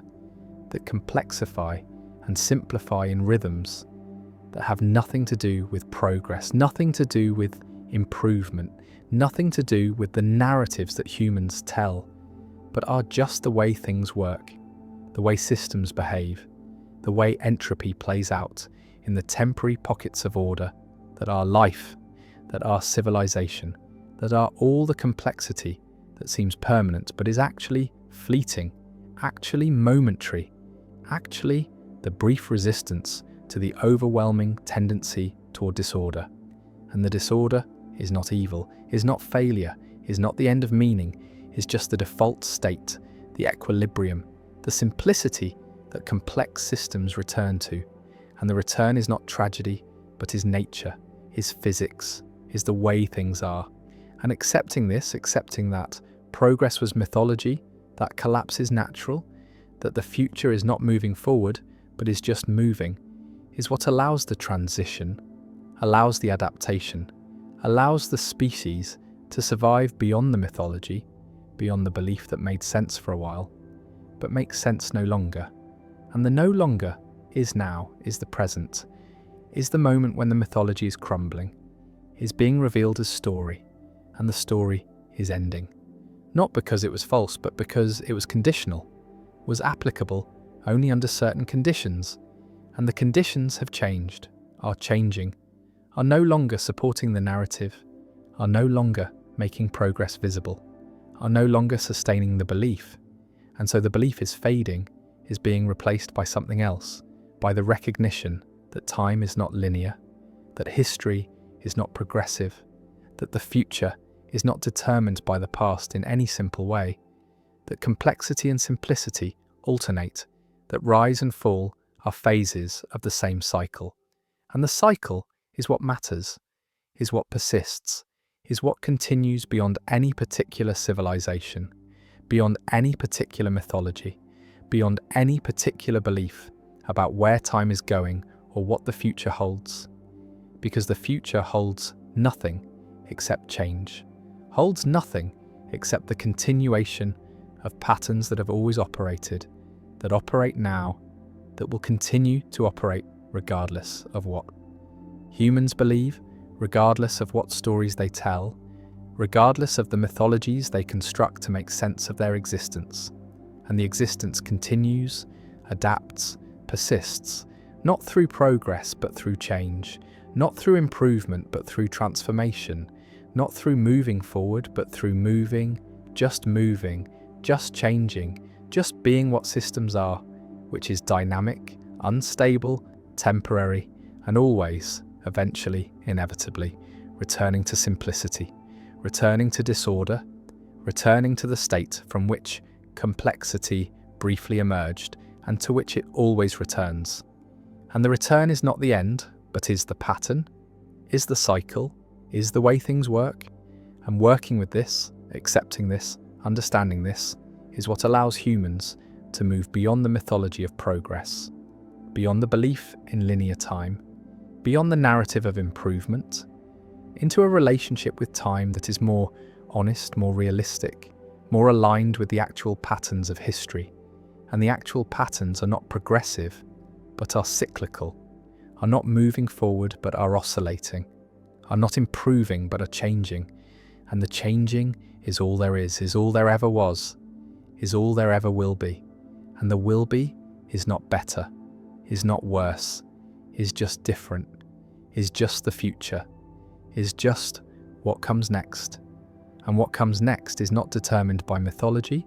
is not shaped by belief in progress, is not the continuation of improvement, but is the continuation of patterns, of cycles, of the rise and fall that has always characterized complexity, that has always characterized civilization, that is now revealing itself again, is now becoming visible again, is now showing that progress was always temporary, was always conditional, was always mythology, and mythology's end, must end, are ending now. And what comes after is not nothing but is different. Is the next story, the next framework, the next way of making sense of time, and the sense that is made will not include progress, will not assume improvement, will not project linear advance, but will recognize cycles, will accept collapse, will understand that complexity and simplicity alternate, that neither is permanent, that both are phases, and that the phase of progress, the phase of increasing complexity, the phase of the mythology is ending, is giving way to simplification, to collapse, to the next phase of the cycle. And the next phase is not tragedy, is not the end, is just different, is just what comes after growth, is just the return to lower complexity. And the return is natural, is inevitable, is happening now. And recognizing this, accepting this, understanding this is what allows the transition, what allows the adaptation, what makes survival possible beyond the mythology, beyond the belief in progress, beyond the narrative that time moves forward. Because time does not move forward, time just moves, just changes, just continues. And the continuing is not progress, but is just continuation, is just the persistence of patterns, of cycles, of the dynamics that have always operated and will always operate, regardless of what humans believe, regardless of the mythologies they construct, regardless of the stories they tell themselves, to make the chaos bearable. And the chaos is bearable, has always been bearable, is just change, is just the way things are. And the way things are does not include progress, does not include improvement, does not include the mythology, includes only change, only cycles, only the oscillation between complexity and simplicity, between order and disorder, between the rise that seems like progress and the fall that reveals. It was always just phase, just pattern, just the temporary resistance to entropy that all complex systems represent. And the representation is ending, is collapsing, is returning to simplicity, and the simplicity is not the end, but is the beginning, is the ground from which new complexity might emerge, might rise, might begin a new cycle. And the new cycle will not be progress, but will just be cycle, will just be pattern, will just be the continuation of dynamics that do not care about human narratives, do not respond to human beliefs, do not acknowledge the mythology of progress, except as one more temporary pattern that emerged and fell, that rose and collapsed, that was and is no longer, and the no longer is now. The self that is presented to others is not the self that exists in private, is not the unfiltered consciousness that experiences doubt and desire, and the raw sensations that never make it into words. And this gap between inner and outer, between what is felt and what is performed, is not deception in the usual sense, is not dishonesty or manipulation, though it can become those things, is rather the fundamental structure of social existence, the way that human beings must translate the chaos of subjective experience into forms that others can recognize, can respond to, can incorporate into their own understanding. And this translation is always a performance, always a presentation of self that is shaped by audience, by context, by the roles that are available, by the scripts that culture provides. And the person performing is usually unaware of performing, usually believes that the presented self is the real self, that the role is identity, that the mask is the face, and this belief is necessary, is what makes the performance convincing, because a performance that is known to be performance breaks the illusion, creates distance, makes interaction awkward, and so the actor must forget they are acting, must inhabit the role so completely that it feels natural, feels spontaneous, feels like authenticity. Even though authenticity is itself a performance, is itself a role that can be played well or badly. And the irony is that the pursuit of authenticity, the desire to be real, to be genuine, to present the true self, often produces the most theatrical performances, the most carefully curated presentations, because authenticity has become a value, has become something to be achieved. And achievement requires effort, requires strategy, requires the very calculation that authenticity is supposed to transcend. And so people perform authenticity, perform vulnerability, perform the disclosure of inner experience in ways that are designed to elicit specific responses, to create specific impressions. And the performance is so smooth, so practiced, that it does not feel like performance, feels instead like courage, like honesty, like the removal of masks, when really it is just a different mask, just a different role, the role of the authentic person. And this role has its own rules, its own expectations, its own ways of being performed correctly. And those who perform it well are rewarded with trust, with intimacy, with the sense that they are real in a way that others are not. But the reality is constructed, is as much a presentation as any other, is distinguished only by the fact that it is currently valued, currently believed to be the marker of genuine selfhood. And in another time, another culture, a different performance would be valued, a different role would signify authenticity, and the self would adapt, would learn the new script, would perform the new role with the same conviction, the same sense of being true to something essential. And this adaptability reveals that there is no essential self, no core identity that exists independent of performance, only the capacity to perform, the ability to take on roles, to switch between them, to present different faces to different audiences. And this switching is not pathological, is not evidence of fragmentation or disorder, it is simply the normal operation of social cognition, the way that human beings navigate the complex demands of living among others, who have expectations, who assign meaning to behaviour, who respond not to inner states but to outer presentations. And the outer must be managed, must be controlled, must be performed in ways that produce the desired effects. And the desired effects vary by situation, by relationship, by goal. And so the self that is presented varies as well, is different at work than at home, different with friends than with strangers, different in public than in private. And each version feels real in the moment, feels like the self. But the multiplicity suggests that the self is not a thing but a process, not an entity but an activity. The activity of presenting, of performing, of managing the impression that others form. And this management is constant, is exhausting, is the hidden labour that underlies all social interaction. The work of monitoring how one is being received, adjusting tone and posture and expression to match the demands of the situation, suppressing impulses that would be inappropriate, amplifying qualities that are valued. And this work is largely unconscious, is automatic,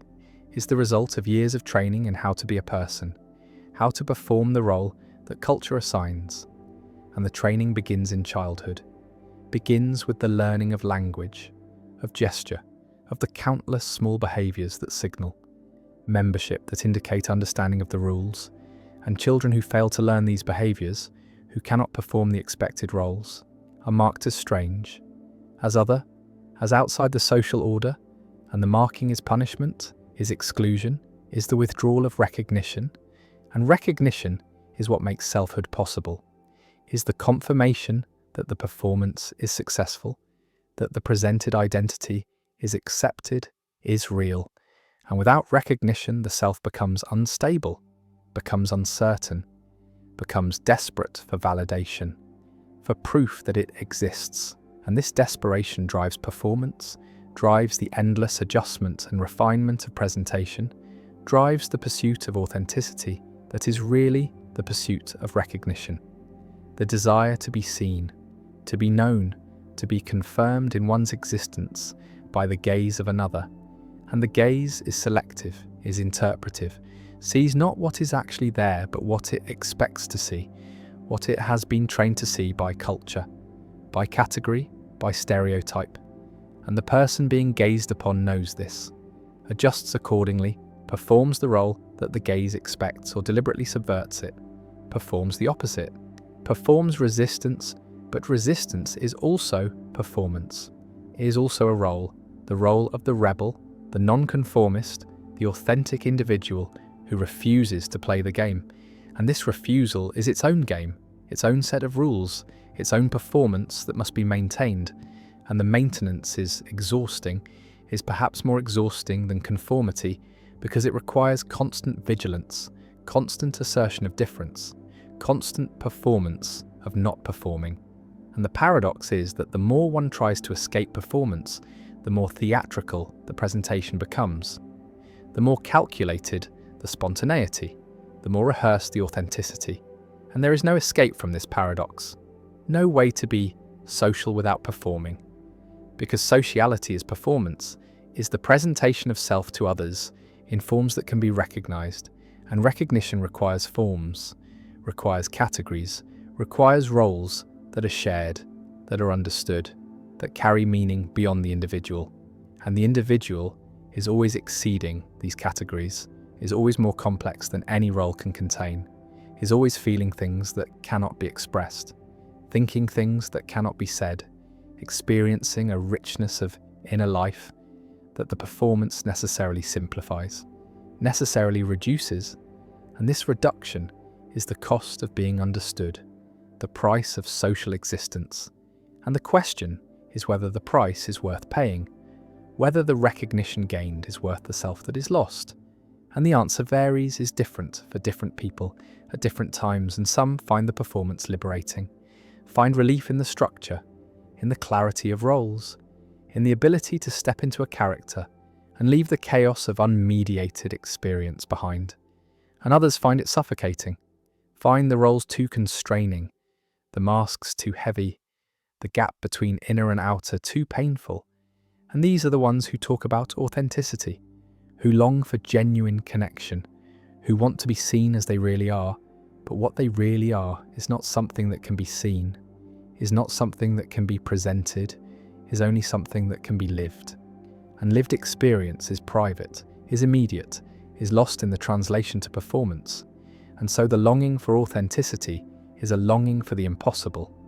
for a form of recognition that would not require form, for a connection that would not require mediation, for a self that could be known without being performed. And this self does not exist, has never existed, is a fiction, is the romantic myth of the true self that lurks beneath the social surface, waiting to be discovered, to be liberated, to be expressed. But there is no beneath. There is no depth where the true self resides.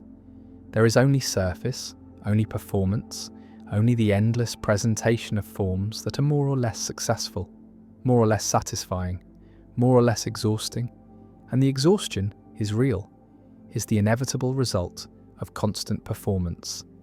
of the effort required to maintain coherence, to present a self that is consistent across contexts, that makes sense as a character, that can be narrated as a story. And the story is always being edited, always being revised, always adjusting to new information, to new audiences, to new demands. And the editing is not optional, is not something that can be refused without cost, because the cost is unintelligibility, is the failure to make sense, is the breakdown of social recognition. And without recognition, the self dissolves, becomes nothing, becomes the raw experiencing that has no form, no identity, no place in the social world. And the social world is the only world there is the only context in which selfhood is possible. And so the performance continues, must continue, is the condition of being human, of being a creature that exists not alone but among others, not in isolation but in relationship. And relationship requires presentation, requires the management of impressions, requires what Irving Goffman called dramaturgy, the theatrical metaphor for social life, the idea that all interaction is performance, that every encounter has a front stage where the performance happens and a backstage where the actor prepares, and the backstage is not more real than the front stage, is not where the true self resides, is simply where a different performance happens, the performance of relaxation, of letting down the guard, of being off duty. But this too is performed, is presented to those who are allowed backstage, who are granted access to the private self. And the private self is itself public in a different way, is itself a presentation designed for a specific audience, the audience of intimates, of those who are supposed to see the unguarded version. And the unguarded version is still guarded, is still shaped by expectations, by the desire to be seen in a particular way, by the need to maintain certain impressions, even in intimacy, especially in intimacy, because intimacy is where the stakes are highest, where the performance matters most, where failure to maintain character can destroy relationships, can shatter the trust that depends on consistency, on the beloved being who they claim to be, on the friend being recognizable, on the self being stable enough to be relied upon. And stability requires performance, requires the suppression of variability, the editing out of contradictions, the maintenance of a coherent narrative that makes the self intelligible as a character. And characters are not people, are simplifications, are abstractions, are the reduction of complexity to manageable form. And the management is necessary, is what makes interaction possible, but it comes at a cost, the cost of everything that does not fit the character, everything that contradicts the narrative, everything that would make the self less coherent, less consistent, less recognizable. And what does not fit is suppressed, is hidden, is relegated to the back regions of consciousness where it cannot disrupt the performance. And sometimes the suppression is so successful that the performer forgets what has been suppressed, loses access to the parts of experience that do not fit the role. And this forgetting is adaptive, is functional, is what allows the performance to be convincing, to be believed by others and by the self. But it creates a split, creates the sense that something is missing, that the performed self is incomplete, is not capturing everything. And this sense drives the search for authenticity, drives the belief that there is a true self waiting to be discovered, waiting to be expressed. But what is found when the search is pursued is not a true self, but more performances, more roles, more ways of presenting that feel more or less authentic depending on how well they are received, on how much recognition they generate, on how satisfying the performance is to the performer. And satisfaction is not a property of the role itself, but of the response it elicits, of the confirmation it receives, of the way it makes the social world respond. And the response is what matters, is what makes performance meaningful, is what converts the theatrical into the real. Because the real is not opposed to performance, but is produced by performance, is the effect of successful presentation, is what happens when the audience believes, when the role is inhabited so completely that it becomes indistinguishable from identity. And identity is not what the person is, but what the person is taken to be, what they are recognized as, what social position they occupy. And the occupation of position requires performance, requires the enactment of the behaviors associated with the position, and the behaviours must be performed correctly or the position is lost. The identity is challenged, the self is thrown into crisis, and crisis is the breakdown of performance, is the moment when the role no longer works, when the script fails, when the audience refuses to play along. And these moments are revealing, are glimpses of the machinery behind the presentation, are proof that the self is constructed rather than discovered, is maintained rather than simply existing. And the maintenance is work, is constant work, is the hidden labour that everyone performs but no one acknowledges, because acknowledging it would break the illusion, would make it impossible to believe in the roles, and belief is necessary, is what makes the performance effective, what makes social life possible. And so the work is hidden, is naturalised, is treated as if it were not work at all but simply being oneself. And being oneself is the most demanding performance of all, is the role that requires the greatest consistency, the most careful management, the most exhaustive monitoring, because the self is the character that must be maintained across all contexts. That must make sense as a continuous identity despite the fact that it is constantly shifting, constantly adapting, constantly being performed differently for different audiences. And the audiences do not see the shifts, do not notice the code switching, the way the person becomes different when they move from one social context to another, the way they adjust accent and vocabulary and posture and attitude to match the expectations of each situation. And this adjustment is automatic, is unconscious, is learned so thoroughly that it feels natural. But it is performance, is the work of fitting in, of being appropriate, of presenting a self that will be accepted, and acceptance is survival, is the condition of social existence. And those who cannot perform, who cannot adjust, who cannot present themselves in forms that others recognise and value, are excluded, are marginalised, are marked as failures, as problems, as people who cannot be understood. And understanding is recognition, is the confirmation that the performance has been received, has been interpreted correctly, has produced the intended effect, and the intended effect is always social, is always about positioning the self in relation to others, about claiming status, about asserting value, about demonstrating competence or vulnerability or power or need, depending on what the situation demands. And the demands are relentless, are changing, are requiring constant recalibration, constant adjustment of the performance to match new circumstances, new audiences, new expectations, and the exhaustion of this is cumulative, is building over time, is the reason why people speak of being tired of pretending, tired of performing, tired of maintaining the masks, and the desire to drop the masks is the desire to stop working, to stop performing, to simply be without the labour of presentation. But being without presentation is not possible, is not a coherent idea, because being is always for someone, is always in relation, is always already a presentation. Even when it feels like pure existence, and the feeling of pure existence is itself a performance, is the role of the authentic person who has transcended roles. And this transcendence is another role, is perhaps the most demanding role, because it must be performed without seeming to be performed, must appear effortless while requiring tremendous effort, must seem natural while being highly artificial, and the artifice is what makes it work,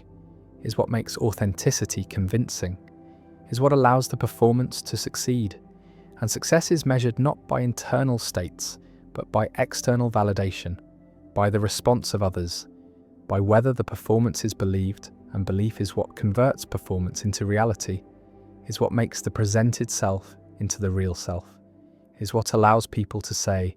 "This is who I am," and mean it, even though who they are is what they're performing, is what they have learned to present, is what has been confirmed through recognition. And the confirmation is never final, is always provisional, is always requiring renewal, requiring continued performance, requiring the maintenance of character across time. And time reveals the instability of identity, reveals that the self is not fixed but fluid, not stable but shifting, not essential but contingent, contingent on circumstances, on audiences, on the roles that are available, on the scripts that can be enacted. And when the scripts fail, when the roles become unavailable, when the audience changes, the self changes with it, becomes someone else, performs a different character, and this transformation can be smooth or traumatic depending on how much is invested in the previous identity, on how deeply the role has been internalized, on whether the person believes they are the role or knows they are performing it. And knowing does not make the performance less real, but it does make it less rigid, makes it possible to change without crisis, to adopt new roles without losing the sense of continuity. And continuity is the narrative thread that connects performances, that makes the self coherent across transformations, that allows someone to say, I have changed, but I am still me. And the still me is the story, is the interpretation that makes the changes make sense, that integrates them into a single life, a single identity, and the integration is retrospective, is always looking back and reinterpreting the past in light of the present. Making the past make sense as preparation for who one is now, and who one is now is who one is performing now, is the current role, the current presentation, and this will change, will be different in a year, in a decade, will be looked back upon as another version, another performance in the long series of performances that constitute a life. And the life is not the sum of these performances, but the narrative that connects them, the story that makes them cohere. And the story is itself a performance, is the presentation of a life as meaningful, as directed, as having purpose and continuity, when really it is just one thing after another, just a series of moments that are connected by memory and interpretation, not by any underlying essence, not by any true self that persists through change. And the absence of essence is not a problem, is not a lack, is simply the human condition, is what it means to be a creature that exists socially, that depends on recognition, that has no identity outside of performance, outside of the presentations that are received and confirmed and converted into reality through the collective agreement that this performance counts, that this role is real, that this person is who they claim to be. And the claim is always a performance, is always a presentation that could be otherwise, that could be challenged, that could be refused, and the refusal would unmake the identity, would leave the person without form, without recognition, without a place in the social order. And this is the terror that keeps performance going, that makes authenticity impossible and necessary at the same time, that ensures the exhaustion will continue, the masks will be maintained, the roles will be performed, because the alternative is not freedom but dissolution, not authenticity but unintelligibility, not the true self but no self at all. And no self is what humans cannot tolerate, cannot survive, cannot be. And so they perform, must perform, will always perform. And the performance is not false, but is what makes truth possible, is what makes identity possible, is what makes the social world possible. And the social world is the only world where selves exist, where persons are real, where the question of who someone is can be answered. And the answer is always a performance, is always a presentation, is always theatre. And the theatre is not opposed to reality, but is where reality happens, is where selves are made and unmade and remade, is where the human drama unfolds. And the drama is not pretense, but is the substance of social existence, is what people are when they are together, is what life looks like from the outside, from the position of the audience that is also performing, that is also presenting, that is also caught in the same machinery of recognition and validation and exhaustion. And the exhaustion is shared, is universal, is the common condition of beings who must perform to exist, who must present to be recognized, who must work to be real. And the work never ends, never arrives at completion, never achieves the authenticity it seeks, because authenticity is not a destination, but another performance, another role in the endless repertoire of human self-presentation. And the repertoire is all there is what the self is made of, is the material from which identity is constructed, and the construction is ongoing, is never finished, is always being revised and updated and performed anew. And the performance is life, is what it means to be human, is the condition that cannot be escaped or transcended, but only inhabited, only enacted, only performed with more or less grace, more or less awareness, more or less exhaustion. And the exhaustion is the price, is what is paid for social existence, for recognition, for the privilege of having an identity at all. And the price is worth paying because the alternative is unthinkable, is the void where no performance reaches, where no audience sees, where no self exists because there is no one to confirm it, no one to recognize it, no one to make it real. And real is what performance does, is the achievement of successful presentation, is the magic of theatre that converts pretense into truth, converts acting into being, converts the performed self into the only self there is. And there is no other, never was, never will be, only the masks and the wearing of them and the exhaustion of maintaining them, and the belief, necessary and false and true all at once, that somewhere beneath the performance there is something real, something authentic, something that is not performing. And this belief keeps the performance going, keeps the search alive, keeps people presenting and adjusting and performing and exhausting themselves in the endless work of being someone, of being anyone at all.